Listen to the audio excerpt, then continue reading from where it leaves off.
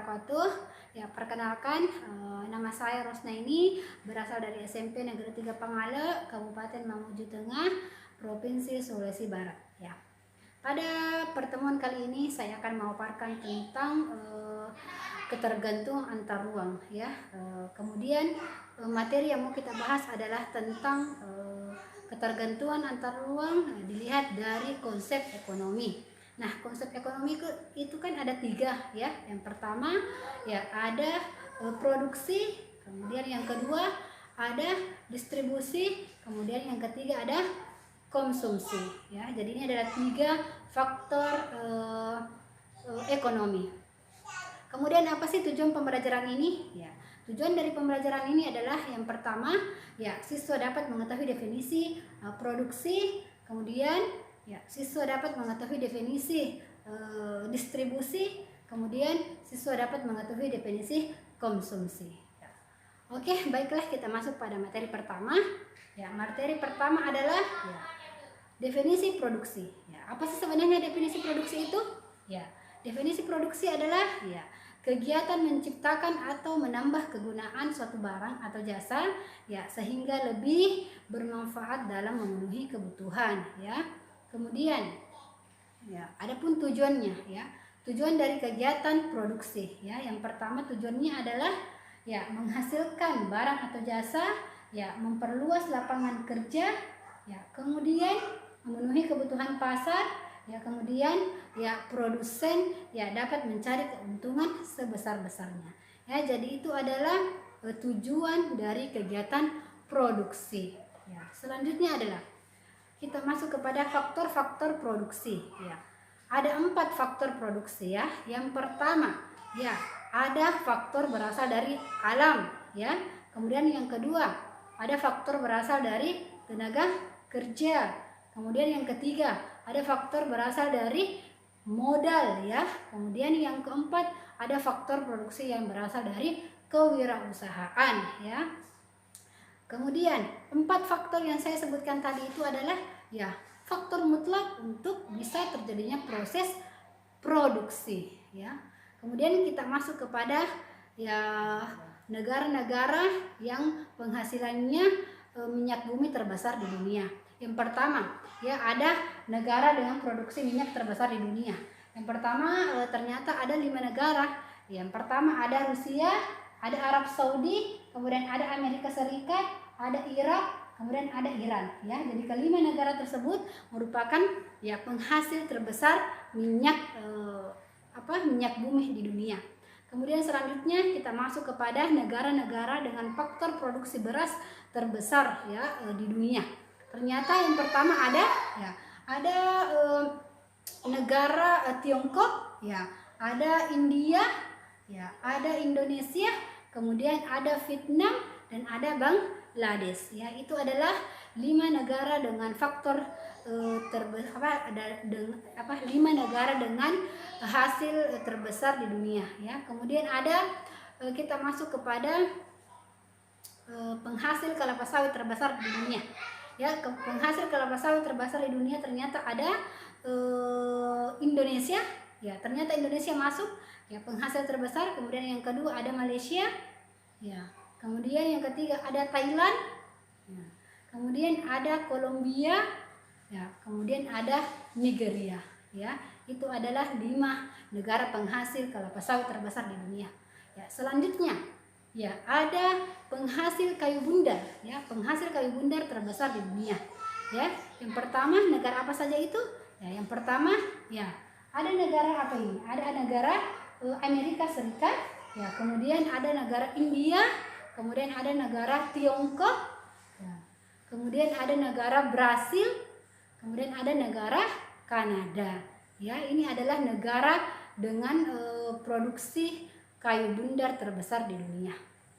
Kemudian kita masuk kepada ya negara-negara dengan penghasil daging ya terbesar di dunia ya. Jadi ini adalah konsumen ya masyarakat ya, termasuk salah satu konsumen terbesar masyarakat. Ternyata negara apa saja ya yang menghasilkan daging ya yang terbesar di dunia ya? Ternyata ada Amerika Serikat ya, lagi-lagi Amerika Serikat, kemudian ada Brasil, ya, kemudian ada Tiongkok, ya, dan ada India, kemudian ada Argentina, ya, itu.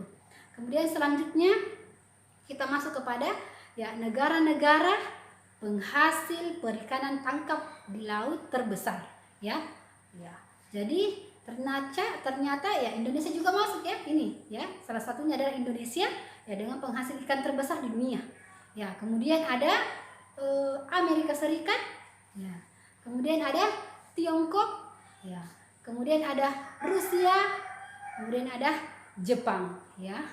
Selanjutnya ya kita ya itu adalah negara-negara dengan penghasil kebutuhan manusia terbesar di dunia, ya. Kemudian kalau kita ditanya ya kenapa sih kegiatan antar ruang, ya, antar negara atau ketergantungan antar negara itu bisa terjadi, ya karena memang ya setelah kita tadi melihat paparan yang saya kemukakan tadi, ya ternyata ya tidak semua ya negara ya mampu memproduksi semua barang atau jasa yang dibutuhkan. Jadi ya kegiatan produksi ini memang ya membutuhkan ya negara lain atau wilayah lain untuk memenuhi kebutuhannya, seperti itu. Nah, kemudian selanjutnya setelah kita bahas kegiatan produksi, ya kita masuk kepada kegiatan ya distribusi. Ya, apa sih sebenarnya itu distribusi? Ya, distribusi adalah kegiatan yang dilakukan oleh orang atau suatu badan untuk menyampaikan suatu barang atau jasa ya dari produsen ke konsumen yang membutuhkannya. Ya, jadi itu adalah definisi distribusi, menyampaikan ya suatu barang ke daerah lain. Kemudian salah satu aktivitas penting dari kegiatan ekonomi adalah distribusi barang. Ya, ini adalah distribusi barang, salah satu kegiatan penting dalam kegiatan distribusi. Ya, karena ya distribusi barang ini menjadi faktor penting ya untuk ketersediaan barang ya di berbagai daerah ya, sehingga dapat memenuhi kebutuhan masyarakat ya setempat. Ya, kemudian kita masuk kepada faktor pendorong dan penghambat ya kegiatan distribusi. Yang pertama kita bahas adalah ya faktor pendorong distribusi. Apa sih sebenarnya faktor pendorong distribusi? Ya, yang pertama ya ada ketersediaan barang ya dan jasa ya, kemudian atau ketersediaan pasokan barang ya. Kemudian yang kedua harus ada alat angkut ya untuk memenuhi transportasi yang memadai. Kemudian yang ketiga ya infrastruktur distribusi memadai ya, seperti jalan raya ya, harus ada jalan raya untuk dilewati orang ya. Kemudian yang keempat ya harus biaya pengangkutan itu cukup murah ya, kalau misalnya mahal itu akan menghambat kegiatan ya distribusi ke daerah lain ya. Selanjutnya ya setelah kita bahas faktor pendorong ya kita bahas faktor penghambat. Apa sih faktor penghambat kegiatan distribusi? Ya, bisa kita lihat ya bahwa faktor penghambat distribusi yang pertama ya terhambatnya pasokan barang ya, kemudian ya faktor cuaca ya yang tidak mendukung ya, kemudian kurangnya armada pengangkut barang ya, kemudian biaya pengangkutan yang cukup mahal ya, kemudian kualitas infrastruktur distribusi barang yang kurang baik ya, seperti tadi jalan raya yang kurang mendukung ya. Selanjutnya ya dua alat transportasi penting ya dari distribusi internasional. Ya, kalau tadi itu yang kita bahas faktor pendorong dan penghambat itu adalah distribusi barang antar wilayah ya yang mementingkan atau sangat bergantung kepada jalan raya. Ya, kalau misalnya kita mau bahas tentang distribusi internasional ya ada dua faktor yang sangat berpengaruh di sini. Yang pertama adalah ya kapal laut ya. Jadi ini ya harus ada kapal laut ya untuk barang sampai ke negara tetangga. Kemudian yang kedua ada pesawat terbang ya.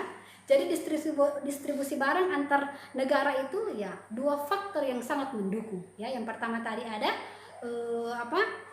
kapal laut ya, dan ada ya, pesawat terbang ya, karena dua hal ini yang dapat mengangkut barang atau yang dapat digunakan oleh manusia ya untuk menyampaikan barang tersebut ke negara orang lain ya.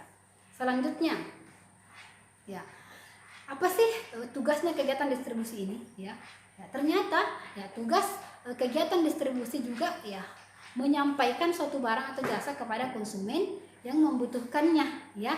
Kemudian kegiatan distribusi ini dibutuhkan untuk ya mendekatkan daerah yang berjauhan. Maksudnya apa? Ya, kegiatan distribusi ini mendekatkan daerah yang berjauhan. Maksudnya adalah ya misalnya contohnya saat kita di Indonesia ya dapat menikmati misalnya pakaian-pakaian luar negeri, ya meskipun itu pakaian luar negeri asalnya dari jauh, ya tapi kita dapat menggunakan sesuka kita di daerah kita, ya. Jadi itu artinya mendekatkan wilayah dari segi konsumennya. Ya, kemudian ya setelah kita bahas faktor produksi, setelah kita bahas faktor distribusi, ya sekarang kita masuk kepada kegiatan konsumsi. Ya, apa sih sebenarnya kegiatan konsumsi itu? Ya, ternyata kegiatan konsumsi adalah ya kegiatan yang bertujuan mengurangi atau menghabiskan guna suatu barang atau jasa dalam rangka pemenuhan kebutuhan manusia. Ya, setiap manusia pasti membutuhkan yang namanya konsumsi. Ya, setiap manusia setiap harinya pasti melakukan kegiatan konsumsi. Ya, contohnya apa? Ya, konsumsi misalnya memakan apel, yaitu konsumsi apel, memakai pakaian, memakai tas, memakai sepatu, itu semua konsumsi barang dan jasa. Nah, selanjutnya ya, apa sih tujuan dari konsumsi? Ya, untuk memenuhi kebutuhan hidup. Ya, itu tujuan mutlaknya itu ya, memenuhi kebutuhan hidup dan mengurangi nilai guna barang dan jasa. Ya. Kemudian selanjutnya kita masuk kepada ciri benda konsumsi antara lain sebagai berikut, ya. Jadi ciri-ciri benda konsumsi yang dikonsumsi oleh manusia. Ciri-cirinya yang pertama, ya. Yang pertama ada, ya ini ada benda yang dikonsumsi adalah benda ekonomi. Kemudian yang kedua, benda yang dikonsumsi adalah ditujukan untuk memenuhi kebutuhan hidup manusia. Kemudian yang ketiga, benda yang dikonsumsi ya untuk memiliki nilai atau manfaat yang akan habis secara perlahan atau langsung. Ya, untuk pemaparan saya untuk materi hari ini yang saya sampaikan ya cukup sampai di sini. Selanjutnya materi selanjutnya nanti akan saya paparkan lagi. Ya, semoga materi yang saya sampaikan hari ini ya dapat menambah wawasan kita semua. Ya, kemudian bermanfaat ya. Wabillahi taufiq wal hidayah. Wassalamualaikum warahmatullahi wabarakatuh.